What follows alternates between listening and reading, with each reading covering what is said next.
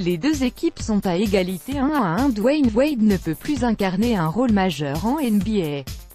Parce qu'à 36 ans et après une quantité de blessures, ses plus belles années sont évidemment derrière lui. Mais il lui arrive ponctuellement de délivrer des prestations de haut vol qui rappellent son glorieux passé. Des flashs de Flash, son surnom à l'époque où sa vitesse supersonique lui permettait de transpercer les défenses soir après soir. Il est presque toujours le même joueur, moins rapide, plus malin, il n'est juste plus aussi régulier. Mais Wade sait se surpasser quand la situation l'exige. Dos au mur après une lourde défaite dans le match 1, 103-130, le Heat avait typiquement besoin d'un électrochoc. En bon leader, le triple champion NBA a guidé les siens.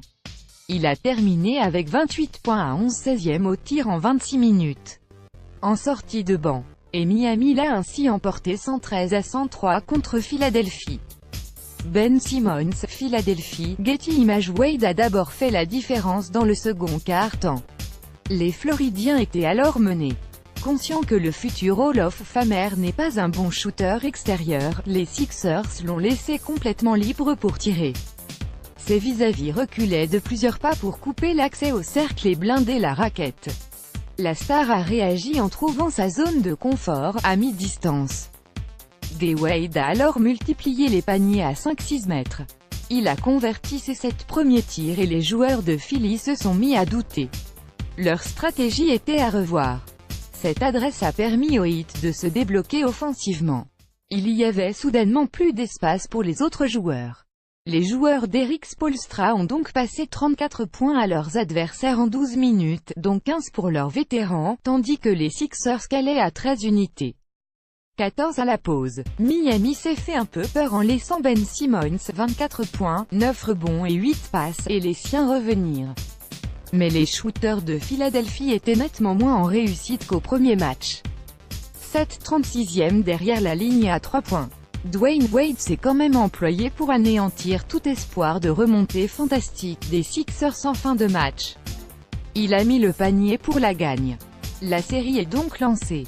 Ou relancée. Le Heat a récupéré l'avantage du terrain en s'imposant à l'extérieur. La franchise de South Beach recevra lors des 2 prochaines rencontres. En revanche, les Sixers devraient bientôt pouvoir compter sur le retour de Joel Embiid. Warriors Spurs 116-101. Golden State mène 2-0. Le réveil de Klay Thompson aura été fatal aux San Antonio Spurs. Bien dedans pendant les 2 premiers quart-temps, les éperons menaient de 6 points à la pause dans le sillage d'un excellent LaMarcus Aldridge, 34 points.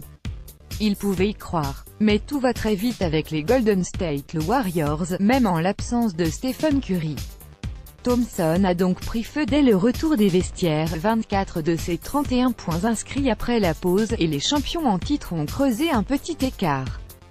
5, puis 10, et même 13 après 2 tirs primés consécutifs de Draymond Green et Quinn Cook.